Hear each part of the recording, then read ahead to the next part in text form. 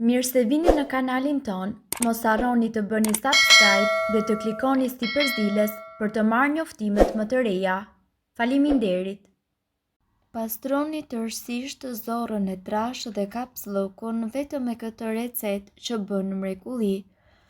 Zorrët, kur nuk funksionojnë siç duhet, e humbasin lëvizshmërinë normale të tyre dhe akumulojnë mbeturina, toksina dhe nuk absorbojnë lëndët ushqyese që merren përmes ushqimeve. Ndërkohë, sipas informacioneve është shumë e rëndësishme që ju të pastroni dhe të detoksifikoni zorrët përmes mënyrave natyrale, ku vëreni vështirësi në jashtëqitje dhe gjithashtu gazra të zorrëve apo probleme të tjera. Ja disa nga mënyrat më të mira natyrale se si ju të pastroni zorrën e trash. Pini shumë ujë. Dehidratimi është një nga shkaqet më kryesore të bllokimit të zorrës së trash. Ju duhet të pini rreth 2 litra ujë në ditë në mënyrë që të përmirësoni lëvizshmërinë e zorrëve. Hani shumë fibra. Femrat duhet që të marrin rreth 25 gram fibra në ditë, ndërsa meshkujt gjithashtu duhet të marrin rreth 38 gram. Avokadot, boronicat dhe njëkohësisht fiqt, bajame dhe lakra e Brukselit janë ushqime shumë të shëndetshme për zorrët. Sipas ekspertëve, përdorni lëng limoni rregullisht. Lëngu i limonit është i pasur me antioksidant dhe me vitaminë C. Ai ndihmon në pastrimin e zorrëve, nxit metabolizmin dhe gjithashtu largon të gjitha mbeturinat në trup. Nga ana tjetër, ju duhet që të rivendosni nivelin e probiotikëve. Probiotikët janë baktere të shëndetshme dhe ato reduktojnë baktere toksike të cilat çojnë në bllokimin e zorrës së trash. Ushqimet e pasura me probiotik janë për shembull kosi, hira, lakra turshi, çokolata e zezë e të tjerë. Ndërkohë, shtojcat problematike ju mund t'i merrni vetëm me rekomandimin e mjekut. Farat e linit. Hidhni fara lini në pothuajse çdo gjë, në gjell, sallat, bollgur, tërshër e të tjerë. Ato janë të pasura edhe me fibra dhe acide yndyrore omega 3 dhe janë të pasura me fibra më shumë se çdo gjë tjetër. 100 gram fara lini përmban 27 gram fibra. Çaji xhenxhefili. Ky përshpejton procesin e tretjes dhe nga ana tjetër përmirëson edhe lëvizshmërinë e zorrëve. Pini çaj xhenxhefili çdo darkë dhe çdo mëngjes.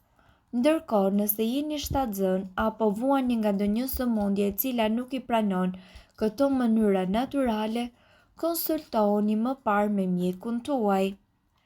Ndërkohë, sipas ekspertëve në Shtetet e Bashkuara, pastrimi i zorrës së trash u bë i famshëm gjatë viteve 1920 dhe 1930. Ajo është kryer e bazuar në teorinë e vethelmimit të organizmit. Mishi i patrazuar dhe ushqime të tjera munden që të shkaktojnë grumbullimin e toksinave dhe helmeve në trup.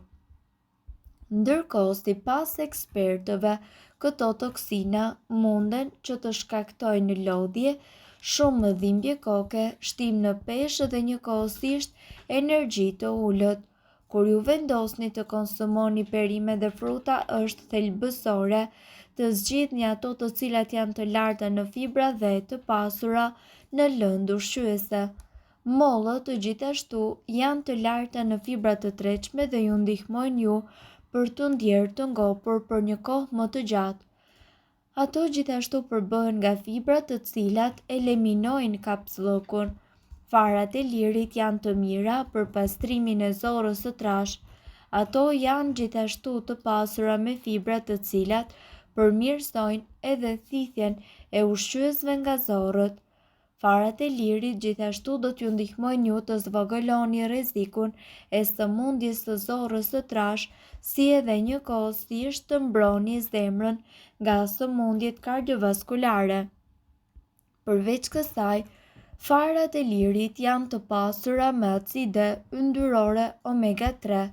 Përbërësit që juve do t'ju duhen janë një mollë, një lugë mjalt, një lugë fara chia, një lugë çaj fara liri dhe ujë një filxhan. Metoda e përgatitjes. Së pari përzieni që të gjithë përbërësit së bashku përveç farave chia. Pastaj vendoseni përzierjen në një gotë dhe aty mundet që të hidhni farat. Përzieni dhe pijeni. Kur hani ushqime të cilat janë të pasura me fibra të tilla si molla, është e rëndësishme që të pini sa më shumë ujë. Ndërkohë, duhet i kushtoni pak vëmendje. Nëse ndonjë nga përbërësit ju shkakton reaksion, me patjetër duhet që të konsultoheni me mjekun tuaj. Ndërkohë, mund të përdorni perimet jeshile.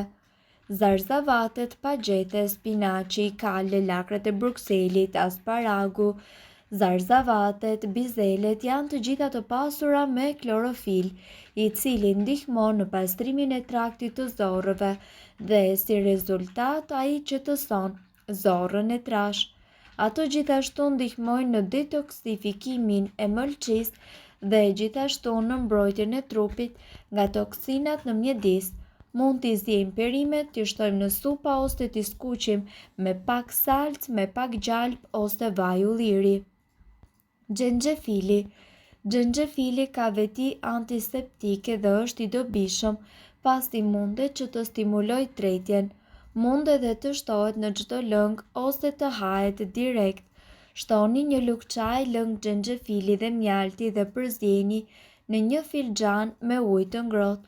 Kjo përzierje mundet që të konsumohet 2 herë në ditë. Ju gjithashtu mund të bëni një smoothie, ku për këtë do t'ju duhet një lugë xhenxhefil, një mollë, një filxhan spinaq dhe një karrotë. Përzieni të gjithë këta përbërës me një gotë ujë dhe smoothie juaj është gati. Pijeni atë një herë në ditë për të siguruar funksionimin e duhur të traktit të zorrëve. Lëngjet e bëra duke përdorur mollë dhe limon. Mollët dhe limoni janë të pasur me lëndë ushqyese që përmirësojnë veprimin e tretjes, siç janë vitaminat C dhe A, antioksidantë dhe fibra. Ju mund të bëni lëngje të shijshme nga këto fruta. Merrni gjysmë filxhani lëng molle, shtoni 2 lugë lëng limoni dhe 1 lugë çaj lëng xhenxhefili.